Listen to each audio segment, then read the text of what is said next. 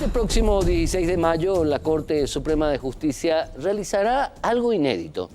En audiencia pública recibirá a los 3 ternados a ocupar la titularidad del Ministerio de la Defensa Pública. Un loable avance más a favor de la transparencia.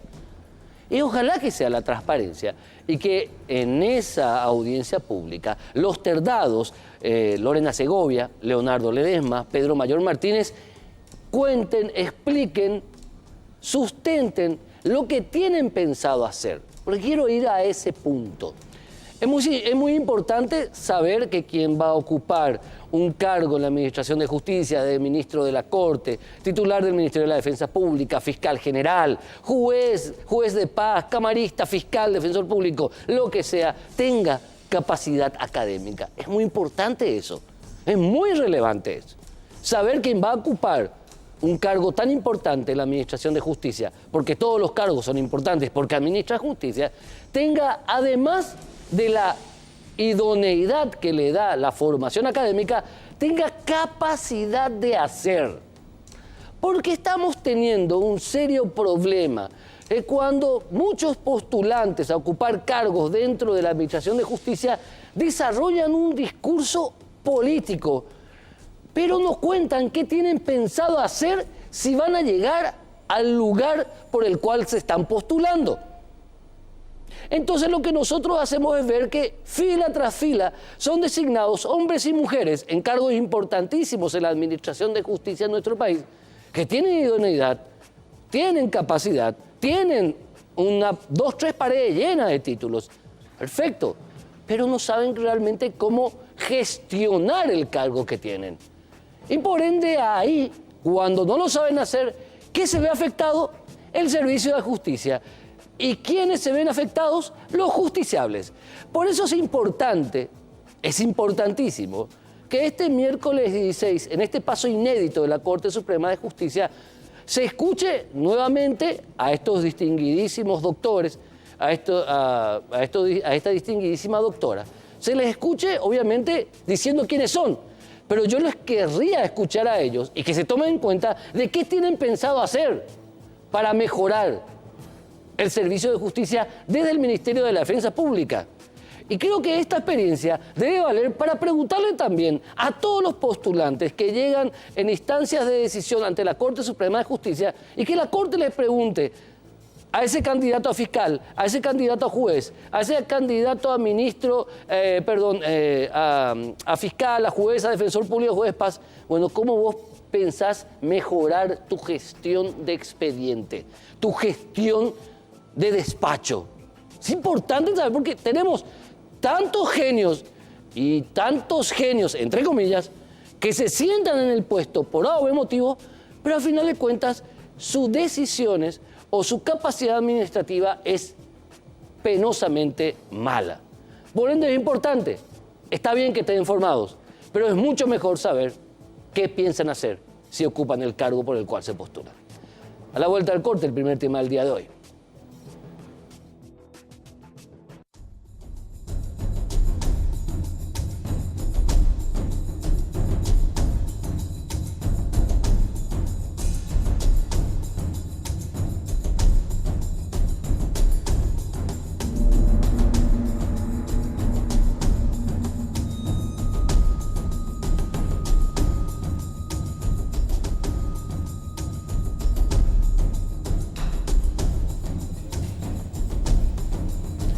Richard Enríquez es un joven hombre paraguayo que por 18 años ocupó cargos distintos en un mismo trabajo, hasta llegar a gerencia incluso, y que luego decidió iniciar un sueño propio, que era el de tener una pizzería, un local gastronómico. Para eso se ubicó en una zona de Villa Elisa, donde le habían advertido que era una zona peligrosa.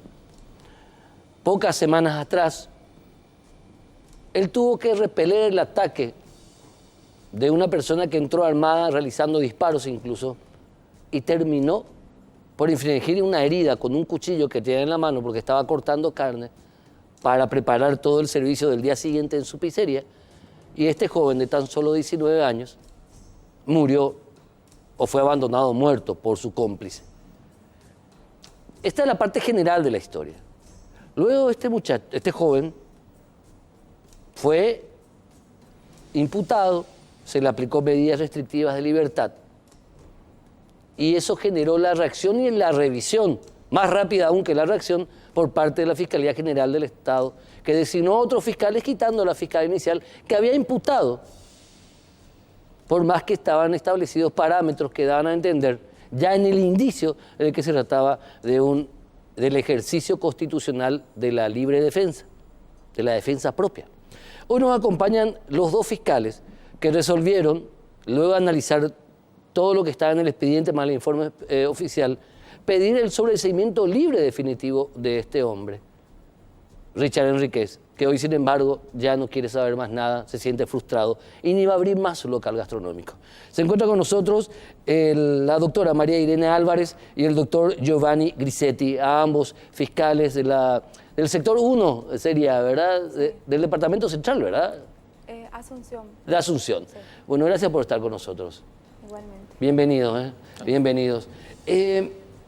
¿Cómo en la experiencia de ustedes se aborda este tipo de temas? ¿Es la primera vez que ustedes tienen este tipo de temas de ejercicio de la defensa propia? ¿O es la primera vez que lo encuentran así de esta manera?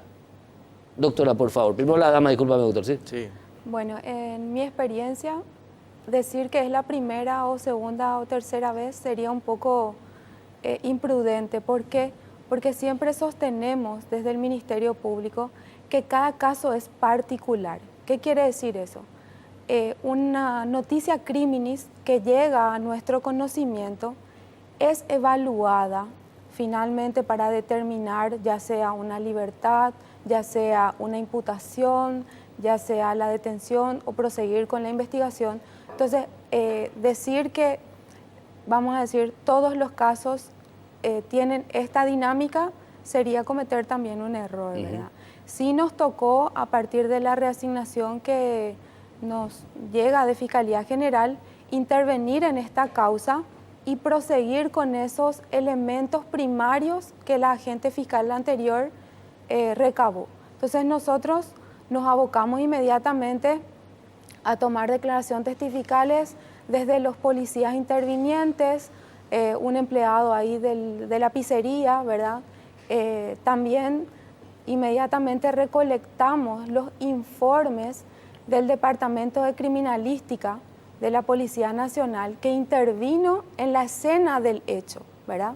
Y también que levantó evidencias y esas evidencias, todos esos informes, recolectar de la manera más rápida, y eso sí lo tengo que hacer con tu permiso, agradecer la gestión tanto del laboratorio forense como de criminalística de la Policía Nacional, que entendieron que era algo prioritario, que debía tener su, vamos a decir, importancia para la agilidad, o sea, agilizar todo para tener los resultados precisos. En ese contexto, ¿verdad? Nosotros el martes terminamos de colectar y finalmente ese cúmulo de pruebas hicieron que nosotros podamos determinar que la acción de Richard Enríquez estaba encuadrada en la legítima defensa. ¿Así? Claro. Ahora, ¿qué elementos, y después quiero generalizar, pero quiero particularizar ahora, doctor Grisetti, sí, ¿qué elementos se toman en cuenta, elementos claves para ustedes, para decir, no, acá lo único que tenemos que hacer es pedir el sobreseimiento o solicitar el sobreseimiento libre definitivo? Porque ocurrió el hecho, pero el hecho, por las características, el hecho no se convirtió en crimen, porque está tipificado el hecho, pero no fue antijurídico. Eso sería, digamos, un primer acercamiento a la lógica que ustedes desarrollaron para pedir el sobreseimiento libre definitivo, doctor. Sí, así mismo, como decís, Héctor, primeramente se debe analizar las conductas que se han desplegado en el lugar, en la escena, establecer primeramente qué fue lo que ocurrió primeramente. Y si esa conducta por parte de la persona que en este caso coincide que es un hecho de robo agravado, que es una conducta que está previsto en el Código Penal, el artículo de hechos punibles contra los bienes de las personas. Entonces se acredita primeramente la existencia, como decía, de una conducta punible. Ahora, si esa conducta presentó algún peligro para la vida, entonces automáticamente la persona que reacciona sí lo hace de manera proporcional. Es decir, si la vida estuvo en peligro, entonces la persona automáticamente la ley le garantiza, teniendo en cuenta que el Estado no puede llegar hasta ese momento que por la premura, por la urgencia o por la gravedad del hecho que está aconteciendo, entonces el Estado le garantiza a todo ciudadano que en esa situación, en esa circunstancia y en ese momento, para salvar tu vida o inclusive la de un tercero, también estás autorizado a cometer una conducta punible de igual proporción. Es decir, si tu vida estaba en peligro, puedes cometer un hecho punible contra la vida, siempre y cuando reúna los requisitos que es de ley de agresión presente y antijurídica, que sea idónea y destinada para salvar un bien jurídico igual. Entiendo. Por ejemplo, se acerca una persona con una piedra, te está por tirar una piedra tamaño importante por la cabeza de una persona, al parecer con trastornos, y no para la persona a pesar que lo advertís. Vos tenés un arma y le efectúas un disparo.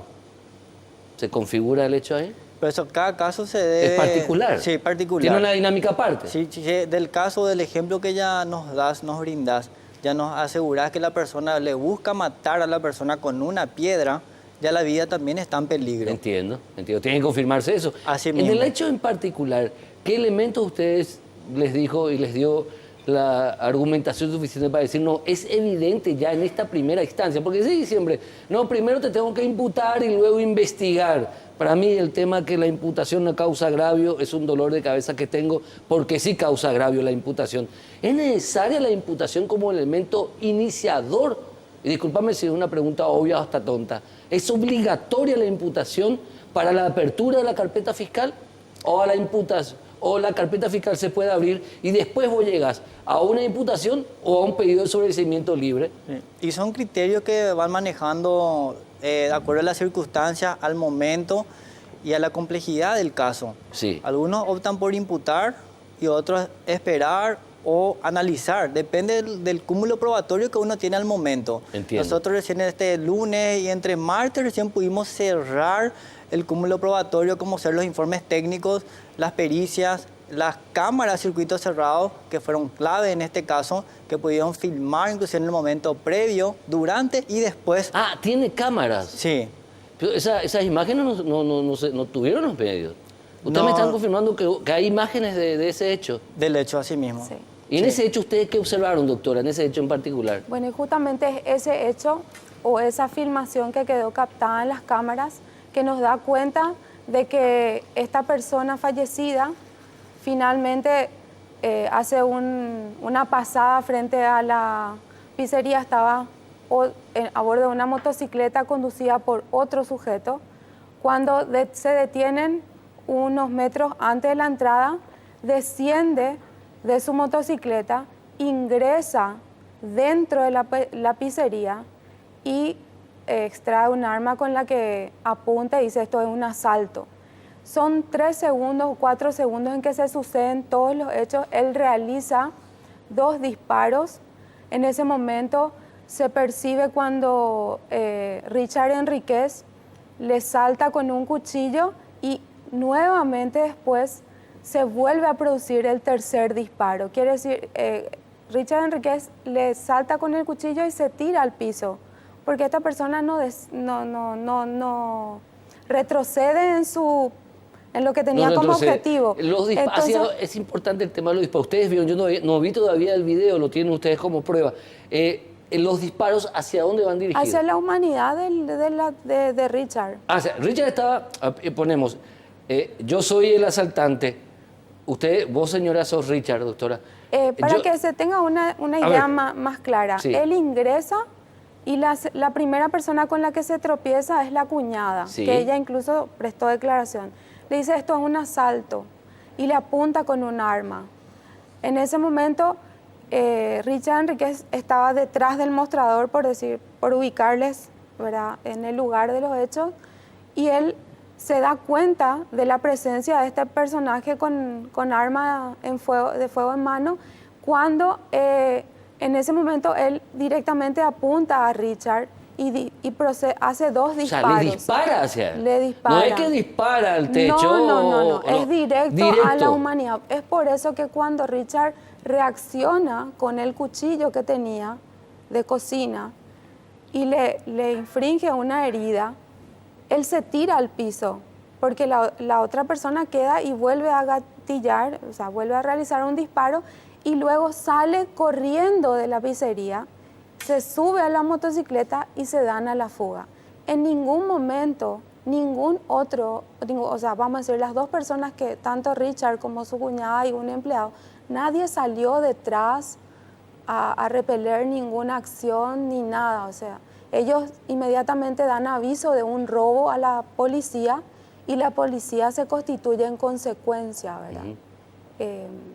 En ese momento se empiezan a levantar los indicios, pero era la comunicación del hecho que recibe, o la noticia criminis que recibe la policía, daba cuenta de un robo agravado. De un robo agravado. Un robo agravado, ¿verdad? Y ellos estaban en ese contexto. Cuando pasa un transeúnte y le dice a 6 o 7 cuadras del lugar hay un cuerpo tendido, ¿verdad? Ellos hacen una comunicación otra vez al comisario interviniente, él les manda refuerzo y se constituyen al lugar y ahí es que encuentran el cuerpo con vida. Estaba con vida, los socorren y lo llevan al hospital donde finalmente se produce su deceso. Entiendo. Y, doctor, estos elementos revelan, digamos, el famoso tema de la proporcionalidad. Siempre se habla de eso, el tema de la proporcionalidad. ¿Cómo se entiende el tema de la proporcionalidad referida a la defensa propia, doctor? Sí, en nuestro sistema penal, el paraguayo, refiere a los bienes jurídicos que están en juego. Vida versus vida, se da el juego de bienes jurídicos y en eso es lo que la ley autoriza, que siempre esté equiparado, siempre para salvar. ¿Qué sacrifico? ¿Qué salvo? En este caso, fue sacrificada una vida a los efectos de salvar otra vida. En este caso, incluso puede ser 2 vidas. ¿A eso se refiere la proporcionalidad? No se refiere a que yo como ladrón entro con un revólver y le digo al otro, espera, no voy a traer mi revólver. No, entra con un cuchillo, yo tengo un revólver, espera, no voy a traer mi cuchillo si no peleamos, no. Si el tipo ataca y vos tenés un revólver y se nota que te viene con todo, le tenés que repeler. En nuestro sistema penal, el medio empleado no es requisito. No. Hay una confusión entre proporcionalidad por el medio con lo que es proporcionalidad de bienes jurídicos. Importante tu puntualización. La proporcionalidad no se refiere al medio empleado. Así mismo. Porque se malentiende, e incluso muchos abogados malentienden. Así mismo. Es que la legislación argentina tiene creo que esa distinción por el medio empleado. Entonces ahí es donde se traen muchos textos argentinos. Verifícame mejor, por favor, doctor, porque es muy importante lo que estamos haciendo academia un poquito, para que la gente entienda. Que en la proporcionalidad es prácticamente el último análisis de antijuricidad que debo yo establecer para atravesar si mi conducta es antijurídica o no. Y es el último filtro. Como cité anteriormente, está la agresión, que sea presente y que sea una conducta antijurídica por parte del que ataca. Y que sea necesaria y racional, dice. Y ahí es donde se determina la proporcionalidad en los bienes jurídicos. En este caso, si una persona hurtó una naranja y yo le mato por hurtar una naranja, voy a tener probablemente una agresión presente, la conducta antijurídica de hurto, necesario, recontra necesario por decirlo así, pero ahora proporcionalidad. Fue proporcional entre qué sacrifiqué y qué salvé una naranja, pero ¿qué pasó? A costa de una vida. Entonces la balanza se quiebra indudablemente. Importantísimo. Entonces ahí no pasa el filtro de la proporcionalidad, es decir, tu conducta es antijurídica y decae por sí la conducta de la legítima defensa. Un ejemplo, doctora, que es famoso, un ejemplo de Ciudad del Este. Le roban al señor, era la 50ª vez que le robaban. Le roban, huyen en una moto y el señor en una camioneta le sigue a las 10 cuadras, le agarra, hace 5 años atrás ocurrió, y le arrastra. El señor fue procesado y apelaron justamente a la defensa propia. En ese caso ya no hay defensa propia. Y la verdad que yo no hacer un juicio de valor sobre claro, algo pero que te doy como un ejemplo.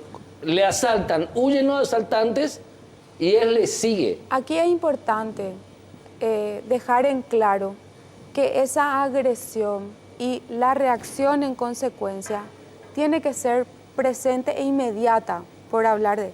Cuando esa agresión desaparece o hay una opción menos gravosa de reaccionar o de huir o desaparece esa, vamos a decir, valga la redundancia, esa agresión presente, ya no podemos hablar de una legítima defensa porque hay otro abanico de posibilidades para evitar esa confrontación o repeler la acción con una agresión. Si eso desapareció, ya no estamos en la presencia de esa necesaria y presente ataque a mi vida, ¿verdad? Si el sujeto que me estaba atacando ya se fue del lugar y esa agresión desapareció, yo ya no estoy en peligro para poder reaccionar en defensa o en legítima defensa. Estaríamos hablando de otros elementos, de otras situaciones de otros tipos. Sí. Bueno, doctor Grisetti, finalmente, ¿cómo queda la historia de Richard? Ustedes son agentes fiscales, tienen que trabajar de manera objetiva, con elementos de cargo y de descargo.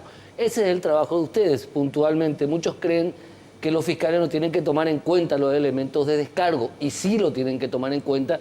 Y hay muchos colegas de ustedes que sí lo hacen y otros que a veces no lo hacen, pero bueno, ¿cómo queda la historia de Richard a partir de ahora? Sí, y la información que actualmente con respecto a la situación procesal de Richard Enrique es que esta mañana se llevó a cabo, se llevó a cabo ya la revisión de la medida cautelar, así como también en una hora antes aproximadamente de la audiencia, o minutos antes quizás, se realizó el pedido de sobreseimiento definitivo basado en los elementos que fueron incorporados en la carpeta fiscal, que dan cuenta de que el caso en sí revestiría un caso de legítima defensa. Importante es siempre tener en cuenta que las causas de justificación, como ser legítima defensa o estado de necesidad justificante, se deben analizar con un criterio ex ante. La persona que analiza debe ponerse en el lugar de la persona, automáticamente desde el lugar de la persona que se defendió, debe analizar si él también en ese lugar y en ese momento actuaría de esa manera. ¿Es importante eso? Eso se llama el criterio ex ante. Ex ante. Sí, es lo que está en los manuales de casos así. Por eso siempre trae la polémica del caso de legítima defensa, si fue o no fue, si se puede probar, si no se puede probar. Y el estado de necesidad justificante también es otra figura muy interesante de debatir. Sí, académicamente es muy interesante. Por eso siempre se discute mucho esto y causa mucha sensación o conmoción en realidad en la sociedad, y se discute si es justo o no es justo. Actualmente en nuestra legislación tenemos y está por aprobado, es decir, está autorizado. Hay legislaciones que quizás no tienen y por más que uno se defienda a lo mejor va a ser punible. Pero acá en el Paraguay actualmente sigue firme y vigente. Entonces se le reconoce esa oportunidad. Doctor Giovanni Grisetti, doctora María Irene Álvarez, finalmente muchísimas gracias. Y bueno, un caso más. Uno de estos días le voy a traer sobre otros casos, porque ustedes están en una zona muy complicada, la zona 1, como se le dice, la zona 1, que es toda la parte del bañado.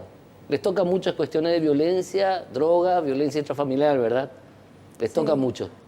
Hay realmente más que violencia, hay hechos más graves, pero estamos para servir a la sociedad y finalmente restaurar la paz social, que es lo que persigue el derecho penal. Ahora me acuerdo, vos llegaste el caso Marcelo Piloto, llevaste acá. Ahora me acuerdo, tantas cosas, pero el caso Marcelo Piloto, ese fue uno de los casos más terribles que yo conocí, más terribles. Sí, ahora, bueno, las pruebas fueron transmitidas al Brasil y se abrirá, como ya lo dijo la doctora Sandra Quiñones. Allá va a ser el juicio. Un proceso y el juicio a Marcelo Piloto en la ciudad de Río de Janeiro. ¿Pero Brasil. vos viajás allá para presentar la acusación fiscal? No, nosotros transferimos el proceso a nuestros pares de Brasil y ellos se encargan. Interesante. Sí. Esa es otra figura muy buena. Muchísimas gracias, a ambos. Y bueno, se hizo justicia, sí. Se hizo justicia. Es muy complicado cuando una persona muere, pero hay mucha gente que sale todos los días a matar o a morir. ¿Quiénes nos defendemos? ¿Cómo nos defendemos? ¿Cómo tenemos que abordar la violencia? ¿Cómo debemos abordar la cuestión que tiene que ver con el consumo de drogas? Porque muchos de estos que asaltan salen para pagar sus vicios. Directo. Primero se drogan para robar y después roban para drogarse. Allá afuera la cuestión está muy dura.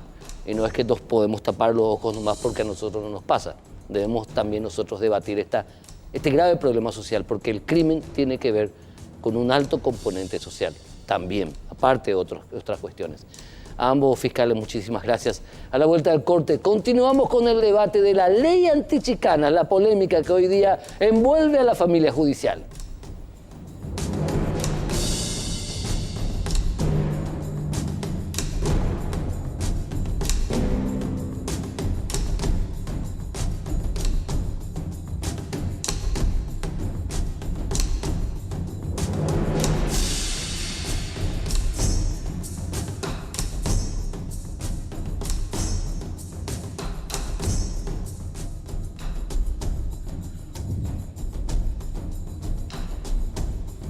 Bueno, continuamos. La semana pasada iniciamos el debate con relación a qué piensan los distinguidos abogados y abogadas de este país con respecto a la ley antichicana, así se lo llama, la presentada por el ministro de la Corte Suprema de Justicia, Alberto Martínez Simón, al interior de la máxima instancia judicial, y está generando un debate para mí maravilloso, porque habla de una de las causas de la morosidad que nos golpea a todos en el país, la morosidad en la administración de justicia. Hoy nos visitan dos referentes de un movimiento gremial novel, por cierto, pero que ha dado que hablar porque este movimiento, Convergencia, ha sabido instalarse en una cuestión de apostar al debate en muchas áreas. Por eso hoy les invité a los dos referentes principales, tal vez, del movimiento, el doctor Juan Sosa Vareiro y la doctora Cecilia Pérez. A ambos el agradecimiento. ¿Cómo están?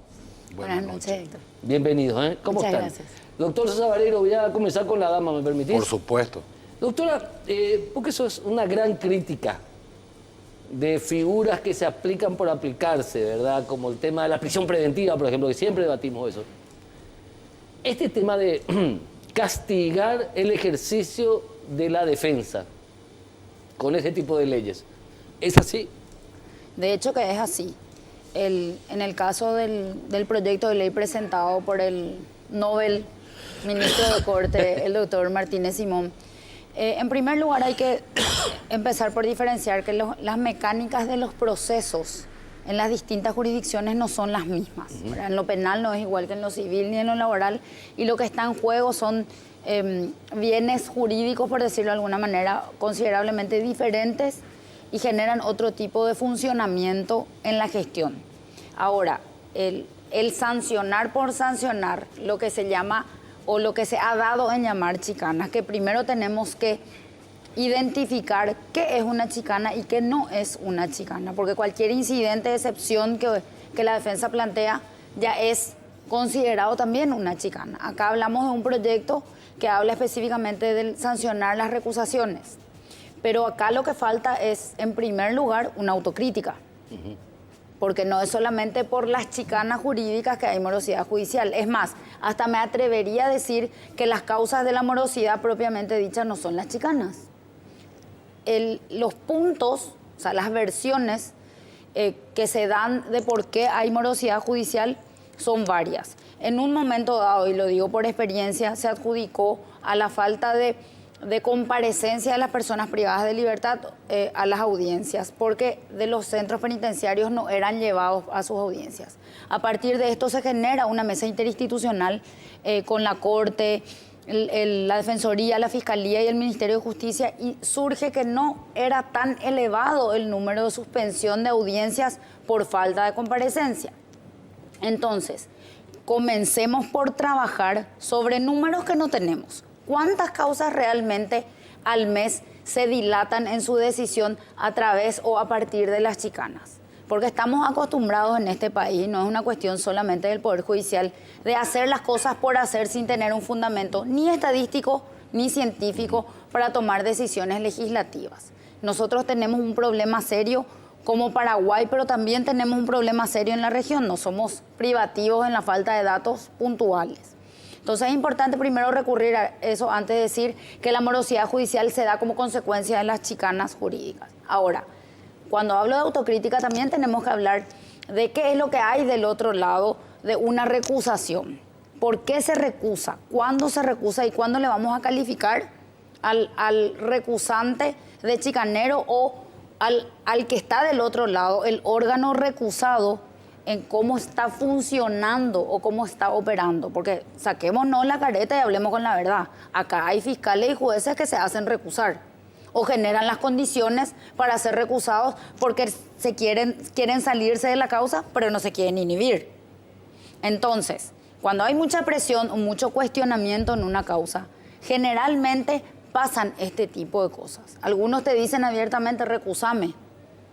O como desafiando la situación, o como diciendo, por favor, recúsame y sacame de acá. Entonces... Es la verdad, triste. Por eso es que hablo de una autocrítica. También hay que ver lo que tiene que ver con la gestión. Nosotros tenemos plazos para resolver las recusaciones. Vamos a generar una ley para sancionar una conducta sin sancionar el incumplimiento de los plazos de parte de quien debería de resolverlo. Y en el eventual caso de que estemos en el medio de una cuestión, de una audiencia, ¿cómo hacemos?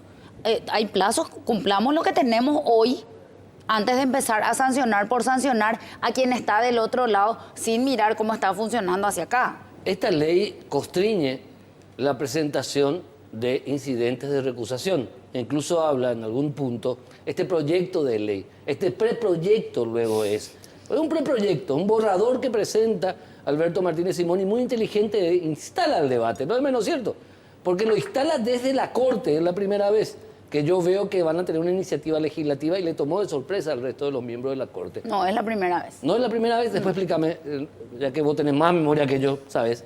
Bueno, le constriñe, doctor Sosa Vareiro, al colega profesional este recurso a incluso poder ser sancionado si presenta más de 2 recusaciones por año. Algo así es el proyecto de ley, plantea.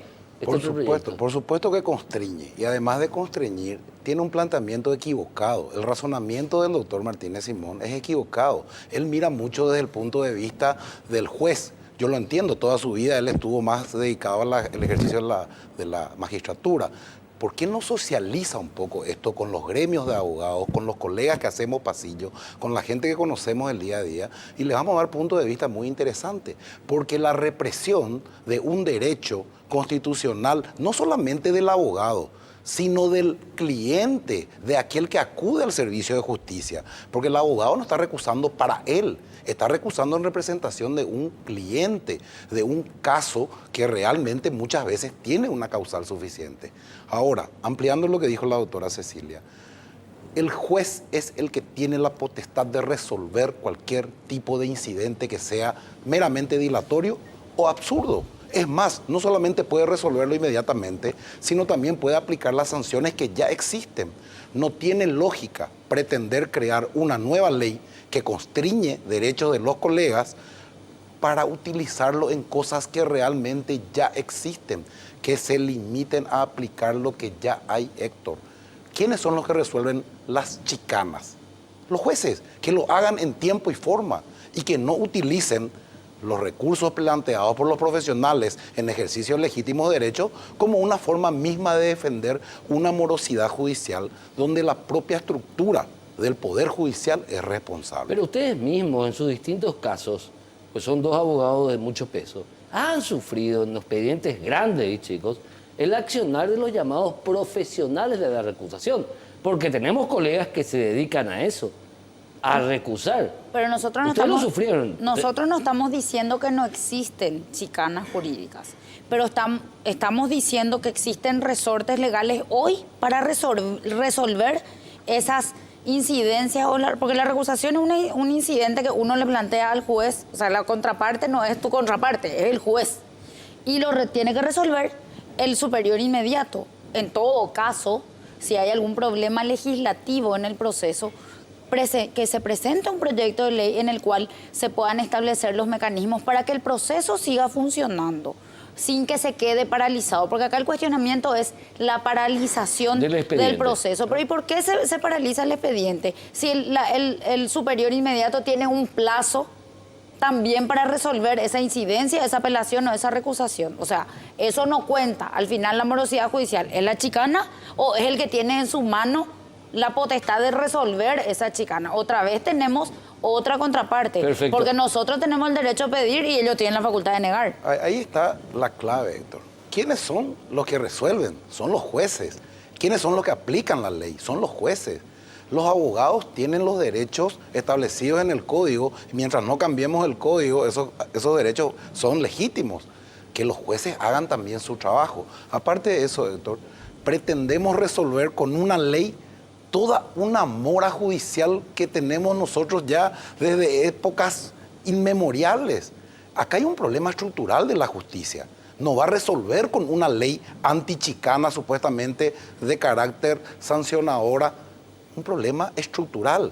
Mejoren sus estructuras, sean más respetuosos de los plazos procesales, respeten las normas y cuando hay que aplicar la ley y castigar a abogados que están haciendo fuera de lugar su trabajo, pues que lo hagan y utilicen las normas que ya lo tienen, pero no pretendan, yo considero hasta incluso una medida medio populista, decir que con esta ley antichicana vamos a resolver la Es mentira. Es mentira, no vamos a resolver la morosidad judicial. Acá lo que pasa es que de alguna u otra forma se pretende con una causa que a todos nos interesa, porque a nosotros también como profesionales nos interesa que se resuelvan los casos rápido y en forma correcta, pero no pretendiendo introducir normas que son o inaplicables o de aplicación absolutamente inefectiva. A la vuelta del corte vamos a continuar con la doctora Cecilia Pérez y con el doctor Juan Sosa Vareiro, ambos de este movimiento gremial, Convergencia, que desde ese movimiento, incluso para tener más fuerza, están planteando posturas que tienen que ver con el mejoramiento del servicio de justicia, al igual que otros gremios de abogados, otras órdenes de abogados, los distintos colegios de abogados, están planteando de cómo solucionar estos errores en el sistema del servicio de justicia. A la vuelta del corte vamos a hablar de esos planteamientos de manera más puntual.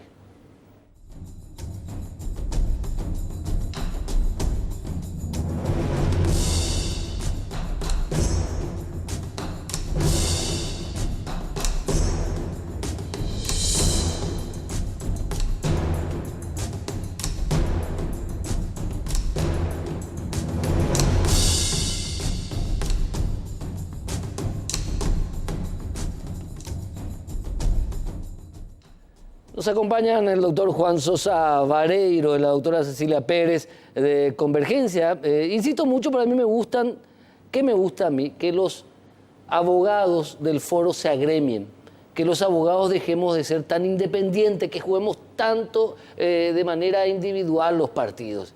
Me molesta profundamente y me gusta que se unan para hacer academia, como hace Convergencia, para hacer posición gremial, como hacen colegios, órdenes de abogados. Me gusta eso. El abogado tiene que moverse. Es imposible que el abogado se mantenga callado. Tiene que ser parte del cambio de la sociedad. Si es abogado, estudió Derecho, más vale. Bueno, por eso me gusta, por eso menciono mucho Convergencia. No sé si está bien, si no, disculpen. Doctora Cecilia Pérez, ya tenemos el problema.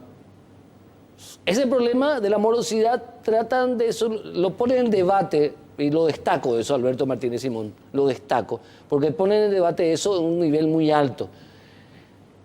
Pero nos damos cuenta que abordar ese problema así, de esta manera, como ustedes sostenían, es irreal y hasta inadecuado y no va a tener consecuencias negativas luego.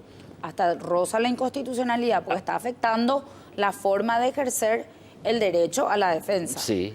Si habláramos de un sistema de justicia mucho más maduro en ciertos aspectos, que no es lo que nosotros tenemos y no es culpa de los jueces, de los fiscales o de los defensores. Las estructuras en el sistema permiten este tipo de circunstancias, pero hay que trabajar en la gestión. Acá el problema principal es la gestión, la gestión y la infraestructura. Nosotros tenemos un problema de saturación de audiencias. No le podemos pedir a los jueces y a los fiscales que hagan, y a los defensores públicos mismos, que hagan malabarismo. Entonces tenemos que tratar de mejorar la gestión mirando un poco más allá. Lo técnico y lo profesional, estábamos hablando con Juan, de que esa es una falencia. Cuando hablamos de planificación, cuando hablamos de que las estructuras funcionen o estén en función a la gestión, entonces es necesario trabajar en eso para que los nudos estructurales de la mora judicial, porque la mora judicial no tiene solamente la culpa ni el Ministerio de Justicia ni las chicanas, es un conjunto de factores que deben ser abordados desde el origen para poder resolver. Esto no va a resolver el problema, no va a paliar, vamos a estar violentando el trabajo profesional de los abogados y también vamos a estar maquillando una situación que a la larga vamos a ver que no se va a resolver. ¿Qué hacer entonces? ¿Cuáles son los planteamientos que ustedes están analizando? Porque seguro van a querer ustedes ser escuchados también. Así mismo. En primer lugar, socializar, Héctor. Yo creo que el ministro Martínez Simón tiene buenas intenciones en cuanto a la finalidad, pero está equivocado en cuanto al camino. Que nos escuche a los profesionales. Es más, nosotros como Convergencia vamos a visitarlos, si Dios permite, vamos a pedir audiencia y vamos a llevarle planteamientos concretos. Por ejemplo, una reforma estructural. Con la doctora Cecilia, nosotros somos abogados litigantes, Héctor. Conocemos y litigamos en todo el país. Conocemos las condiciones paupérrimas en las que trabajan jueces, fiscales, actuarios, oficiales. Es realmente una vergüenza. Yo he tenido audiencias que se suspendieron porque goteaba el juzgado. He tenido audiencias que se suspendieron porque no llegó el vehículo del penal. He tenido audiencias que se suspendieron porque de alguna u otra forma no vino el defensor público o porque el juez estaba ocupado. O sea que vamos a enfocar de un punto de vista de una solución integral. No vamos a tirarnos la pelota, acá los culpables son los abogados chicaneros. No, el problema es estructural y trabajemos en una renovación estructural del Poder Judicial y estructural en todos los sentidos. Y vamos a disciplinarnos todos, abogados, jueces, fiscales, defensores, y trabajemos juntos para que esto realmente funcione, pero dentro de un plan organizado. Eso es lo que queremos proponer. ¿No existe ese plan organizado hoy día? ¿No se ve así a la Administración de Justicia? No existe y no se aplica lo poco que hay. Estábamos hablando hace rato con la doctora. Existen leyes que te dicen que un abogado no puede recusar y si toma intervención ya su recusación no tiene ningún tipo de incidente o trascendencia. Pero como bien lo dijo la doctora Cecilia, muchos jueces te dicen, ¿sabes qué? Vamos a enfriar este tema y recusame. Total, en 6 meses esto recién se va a resolver. Ellos mismos dentro del Poder Judicial actúan de esa manera y lo hacen muchas veces porque no tienen suficiente estructura o a veces no tienen coraje o a veces no tienen posibilidades, pero es parte de un sistema mucho más complicado. Y ni qué hablar cuando te tocan casos grosos o casos complicados, donde el pobre fiscal y el juez lo único que quiere es salir corriendo antes que el jurado le llame por teléfono. Como sabes bien que ocurre. Sabemos que existe un jurado de enjuiciamiento magistrado que opera atrás de las sombras muchas veces. Espera un poco, por doctor teléfono. Juan Sosa Bariro. Vos me estás hablando en presente, no en pasado. ¿No era que ese tema pasó atrás? Sigue ocurriendo todos los días. Y fiscales y jueces te lo dicen en forma privada y te lo niegan en público. Es fuerte lo que me estás diciendo. Es una realidad. Se fueron algunos hombres, pero el sistema continúa. ¿Quiénes se fueron? Explícame un poquito. Revisa un poco históricamente cuáles son los clanes que siguen empotrados en el Poder Judicial de hace 15 o 20 años. Y decime quiénes se fueron y quiénes están todavía. Muy fuerte lo que me estás diciendo. Son realidades, Héctor. Los colegas no comen vidrio, saben. Los colegas que me escuchan saben que estoy diciendo la verdad. Con relación a eso, nosotros habíamos planteado, si te acordás, Héctor, la reforma constitucional, pero para reformar la justicia. Porque acá, más allá de los nombres, las personas o los clanes, nosotros tenemos una estructura del sistema que permite esta forma de funcionar. Por eso creemos que el cambio de personas nomás no va a resolver. Una golondrina no hace la primavera, pero anuncia su llegada. Sí. Entonces, podemos apostar a la esperanza del cambio en la Corte, pero el sistema sigue funcionando de la misma manera y eso es porque la estructura de los órganos del sistema de justicia están diseñados para que funcione así. Si nosotros tenemos un consejo y un jurado operando de la forma que opera, ¿cómo nosotros vamos a cuestionar la injerencia político-partidaria? Y cuando digo injerencia político-partidaria quiero ser clara, porque cuando hablamos de designaciones de ministros de Corte, fiscal general o cargos importantes que necesariamente tienen que pasar por el Congreso y por el Poder Ejecutivo, no podemos no hablar de política, porque cuando hablamos de política hablamos de teoría del Estado. Políticos. Son acuerdos políticos, pero que uno esté abogando porque es verde, amarillo o rojo, hablando de colores, sin mirar la persona que está detrás, o si hay o no, si se comprueba o no la comisión de delitos o lo que sea, sino generar una prevalencia de este tipo de cuestiones, es porque el sistema permite o está diseñado para que funcione así. Nosotros habíamos hecho un planteamiento bien concreto que, por supuesto, hasta hoy duerme el sueño de los justos en algún cajón en la Cámara de Diputados, porque nosotros presentamos el proyecto de modificación de las estructuras. Para eso se necesitaba una reforma, no se puede hacer vía enmienda, y lo hicimos por la iniciativa popular. Nosotros seguimos sosteniendo que la reforma constitucional, para que el sistema de justicia funcione, tiene que haber una reforma constitucional para modificar las estructuras de los órganos de justicia. Sí, pero como Consejo mezclan todo, y jurado. como mezclan todo, van a decir, otra vez la enmienda por la reelección presidencial. Claro, pero mezclan todo. ¿y cuál es? Acá sí vamos a hablar de una verdadera voluntad política, y te doy un ejemplo. La ley Anita, ¿en cuánto tiempo quitó el Congreso? En una semana se presentó, se analizó, pasó por comisión, se tocó, pasó a la otra Cámara y se promulgó. Entonces, cuando hay verdadera voluntad política, ¿por qué no hacemos el planteamiento, con un planteamiento serio, con los mejores hombres de cada partido? Porque para hacer una convención... hombres y mujeres de cada hombres partido. Hombres y mujeres de cada partido, los mejores. Porque esto se va a hacer una votación político-partidaria, porque es la forma que hoy está diseñada para poder llegar a una constituyente. Pero si vamos a trabajar y vamos a ver realmente, o a encarar realmente el sistema, de que funcione el sistema y reformarlo, tenemos que necesariamente tocar estos dos órganos. Muchísimas gracias, doctora Cecilia Pérez. Finalmente, el mensaje tuyo, doctor Juan Sosa Vareiro, con respecto a este tema, el planteamiento de mejorar el sistema de justicia. ¿Proyecto de ley nuevo o limpiar nomás la máquina que ya está, el motor que ya está, y está un poco engranado, el motor de la Administración de Justicia? ¿Qué hacer? En primer lugar, lo que hay, mejorarlo. Mejorarlo dándole fuerza y solvencia a los jueces y fiscales para que puedan trabajar en forma.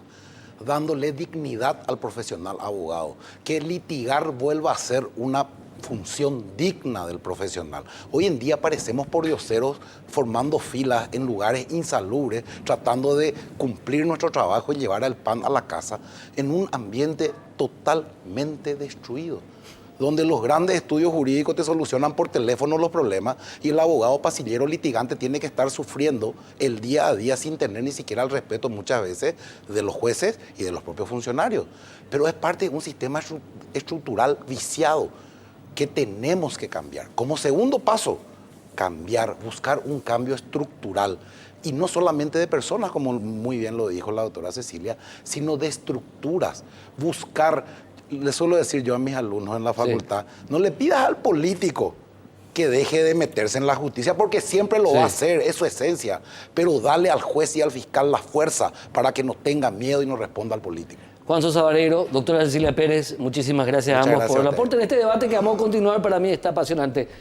Todos debemos apostar a una sola cuestión, y voy a insistir hasta el cansancio, y no me voy a cansar luego. En este país, dos cosas: la ley y la ley, y nada más que la ley. Y por el otro lado, la justicia es un servicio que tiene que ser no perfecto, pero por lo menos un 99% casi perfecto. Nos vemos el próximo domingo. Chao.